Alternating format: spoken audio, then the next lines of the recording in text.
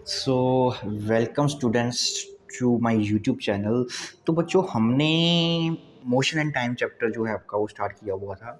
2 lecture हो चुके हैं। तो लास्ट लेक्चर में मैंने आपको स्पीड के बारे में प्रॉपर डिटेल में बताया था। तो जिस बच्चों को स्पीड के बारे में नहीं पता तो वो पिछला लेक्चर ज़रूर देखें, है ना। तो पूरी डिटेल में आपको बताया था, जो आपको कहीं और नहीं मिलने वाला। तो बेसिकली मैं आपको एक बार रिवाइज़ भी करा देता हूँ कि स्पीड होती क्या थी। तो जब भी हमने स्पीड को मेज़र करना होता है तो हम क्या करते हैं, एक यूनिट टाइम लेते हैं। उस एक यूनिट टाइम में उसने कितना डिस्टेंस कवर किया तो उसको बोला जाता है स्पीड। ठीक है, ये मैंने आपको डेफिनेशन लिखवा रखी है। तो उसके बाद बात आती थी कि क्या हमको यूनिट टाइम ही लेना पड़ेगा, इनमें से कोई एक। तो ऐसा कंबंशन नहीं होता स्पीड मेजरमेंट के लिए, आप कोई भी टाइम ले सकते हो। तो उसके लिए बस फॉर्मूला जो बन जाता है वो स्पीड का बन जाता है, total distance upon total time taken. तो ये कैसे बना, तो ये भी मैंने आपको लास्ट लेक्चर में बताया था। ठीक, तो आज के इस लेक्चर में हम करने वाले हैं कवर एवरेज स्पीड क्या होती है, यूनिफॉर्म मोशन क्या होता है, नॉन यूनिफॉर्म मोशन क्या होता है। ठीक है, तो वो सब चीज़ें आज मैं आपको बताने वाला हूँ प्रॉपर डिटेल में। तो देखिए,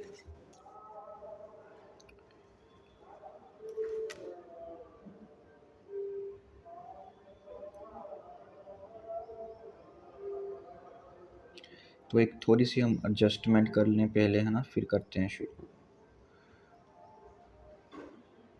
ठीक, तो अब हम शुरू करते हैं अब देखिए, मान लीजिए हमारे पास, मान लीजिए कोई भी एक ऑब्जेक्ट है ए जो मूव कर रहा है। स्टार्टिंग में वो 0 सेकंड पे आपका मूव करना स्टार्ट किया, यहाँ से लेके यहाँ तक। ठीक, तो अब कोई भी ऑब्जेक्ट, अगर ये ए पोजीशन है, स्टार्टिंग पोजीशन है हमारे पास, दैट इज़ एस, और यहाँ पे ये एंडिंग पोजीशन होगी उसकी ई।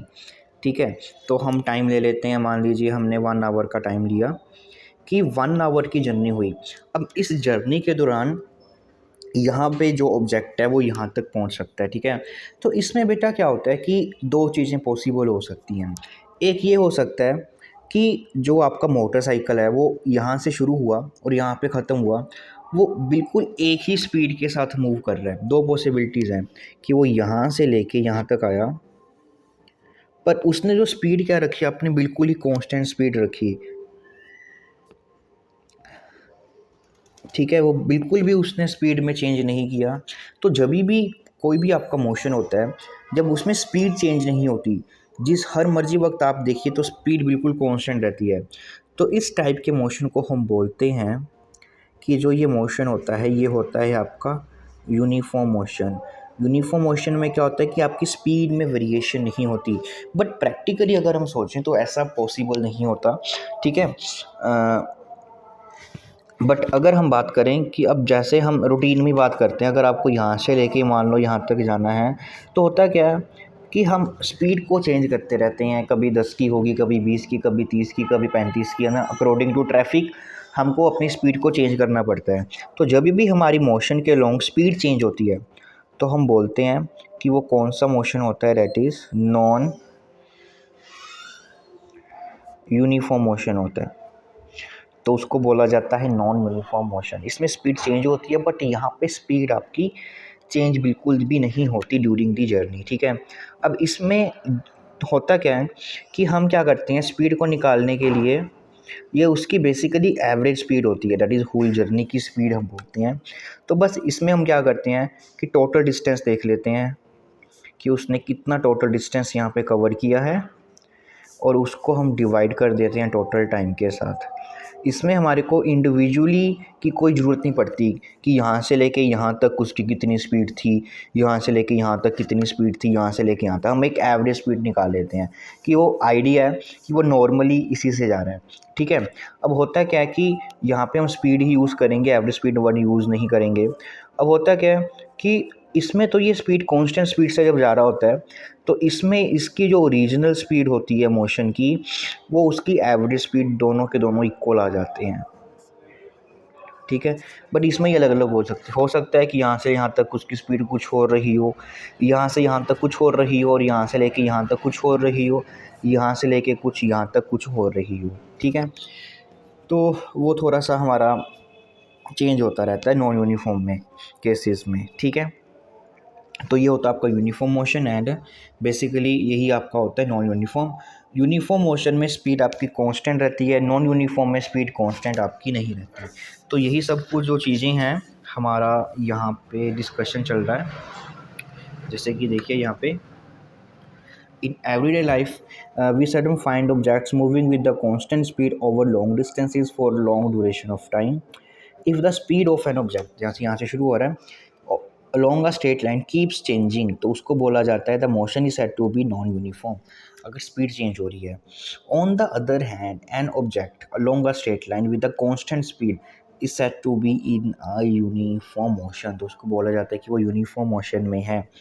इन this case the average speed is same as the actual speed. Uniform motion में जो ये आप एवरेज स्पीड निकालते हो वही आपकी एक्चुअल स्पीड होती है, क्योंकि उसमें कोई भी फ़र्क नहीं आता, क्योंकि वो एक ही स्पीड से जा रहा है तो वो सेम ही आपके पास आएगी। ठीक है, यूनिफॉर्म में आपके पास वो चेंज हो जाती है। तो बस बेसिकली आपका यही सब कुछ इसमें आता है। ठीक है,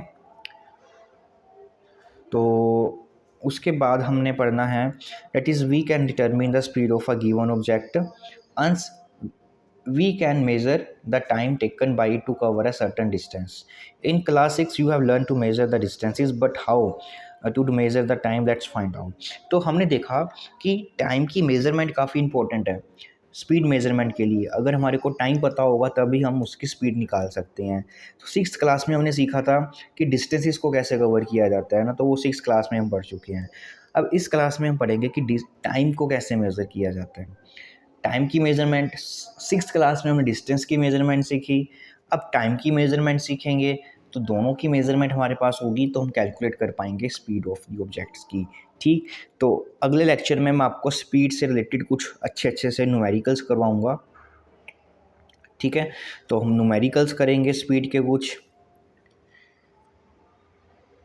ऐसे करते हैं कि स्पीड के न्यूमेरिकल हम बाद में ही करेंगे। सबसे पहले हम टाइम के बारे में पढ़ते हैं, क्योंकि टाइम के भी उसमें फिर यूनिट्स यूज़ होंगे। तो सबसे पहले हम टाइम की सीखते हैं कि टाइम कैसे मेज़रमेंट किया जाता है, क्या उसके यूनिट्स हैं, क्या है ना। फिर हमको डिस्टेंसेस के तो मेज़रमेंट आती ही है और उसके यूनिट्स आती हैं, अब बचा क्या टाइम और उसकी मेज़रमेंट्स। फिर उसके बाद हम स्पीड्स के न्यूमेरिकल जो हैं वो स्टार्ट करेंगे। तो मिलते हैं बच्चों हमारे अगले लेक्चर में, जिसमें हम आपको टाइम के बारे में सब कुछ डिटेल में पढ़ेंगे।